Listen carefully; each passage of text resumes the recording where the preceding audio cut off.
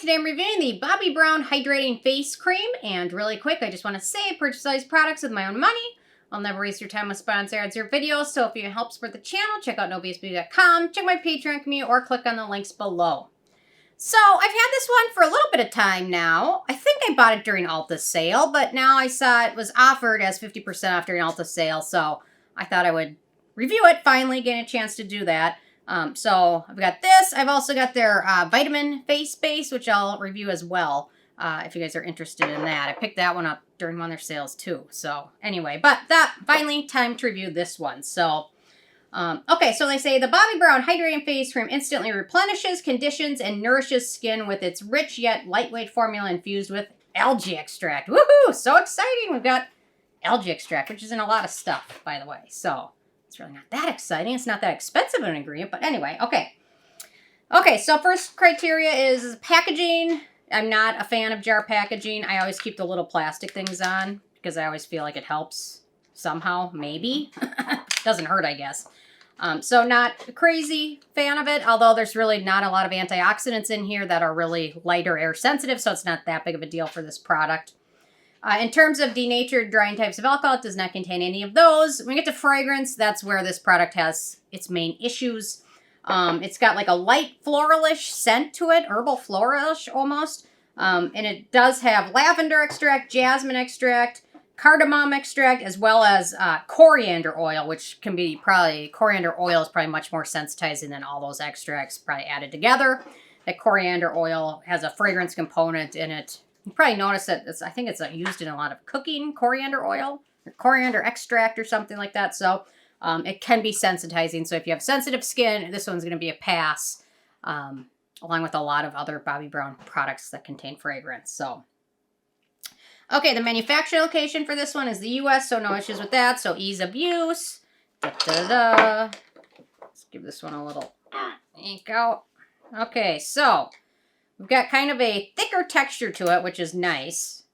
And it absorbs really nicely and smooths over skin pretty nicely. You can use it morning or evening. I prefer using this one in my evening routine because it's a little bit thicker, but you can certainly use it in either. No issues at all with that. It absorbs pretty quickly, and when it absorbs, it sets to kind of a slightly matte, natural finish, I would say. That's non-sticky. Certainly can smell that coriander. Just opening it up again just reminds me of it, how strong that scent was. I really wanted this one to be a neck cream for me, but that was not going to happen because it's too scented. My skin is too sensitive. Can't use this very often. I really wanted to use it like 30 days straight. That's what I do with every product I review. At least 30 days straight, typically more than that. This one, I just can't use that often because that scent in there is, it's a light floral scent that is, it gets in my nose and it doesn't leave easily. It lingers for a while. It's not as strong as certain other products I've used, but it is there. And I can almost feel like a tingling just using it again on my hand. A tingling sensation from it. So, especially for the price they charge for the full size, I didn't love it. But it's got a lot of good reviews, so maybe I'm crazy. It wouldn't be the first time I've been called crazy, even by myself. So, anyway, thicker texture to it, nice, easy to use, no issues with that. Feels nice on skin.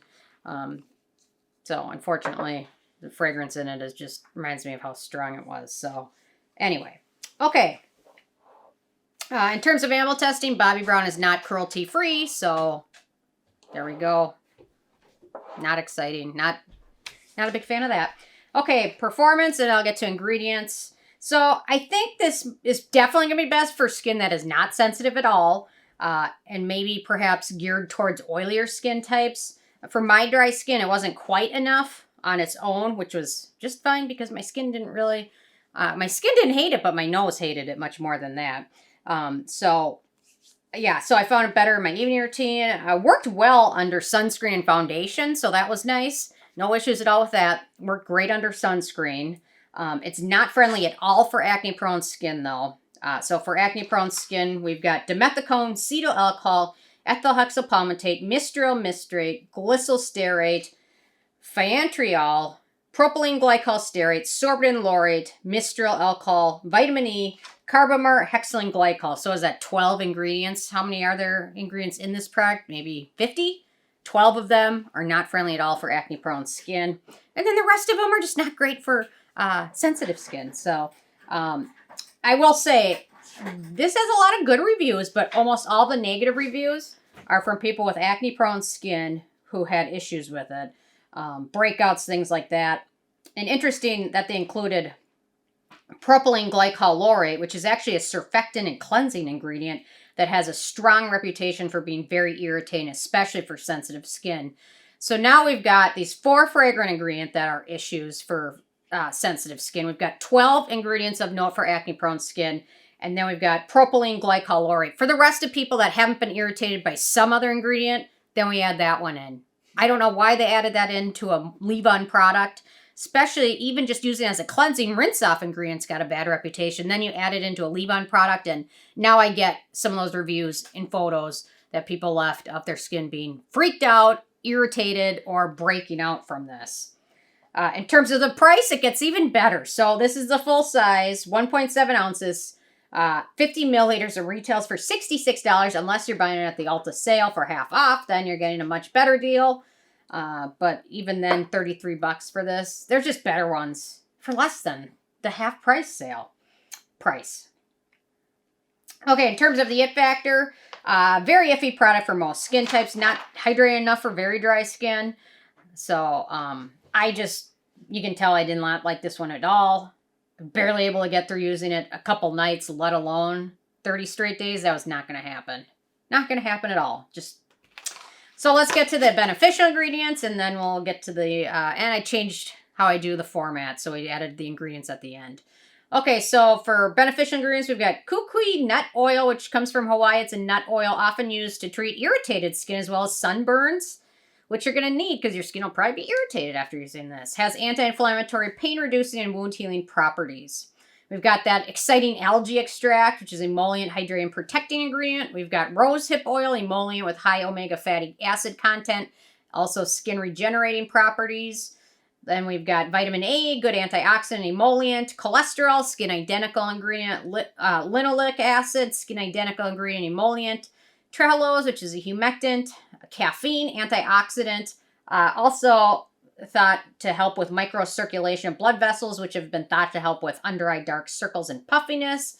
We've got phytantriol, which is a humectant, phytosphingosine, skin identical ingredient, sodium hyaluronate, humectant, and then proline, skin identical ingredient. So, I mean, it's got some nice ingredients in there. At least we've got some emollients. We've got a skin soothing ingredient because you're definitely going to need it after using this one. So, okay, despite the price and everything else, this just doesn't have a lot of good things going for it. So I'll link to it below, but even on half price sale, most skin types are not going to like it. Sensitive skin, acne-prone skin, even just skin that doesn't react well to surfactants and cleansing ingredients that are sensitizing. It just doesn't have a lot of good things going for it. So I think in the last probably 365 days, year or two, this got one of the lowest ratings of all time. It got a 4 out of 10. The last thing I can remember getting so low was probably there's a Lancome sunscreen I reviewed, and then I think that got a 3 out of 10. So anyway, not a lot to like about this one. Definite pass. And my skin won't even let me use it 30 days in a row. So that says something, because my skin can tolerate a lot, but it just did not tolerate this. Even a day it was done with. So anyway, interested hearing from you guys. If you're one of the few people that had good luck with it, leave a comment. Love hearing from you guys. And stay tuned for more tomorrow. Thank you so much. Bye, guys.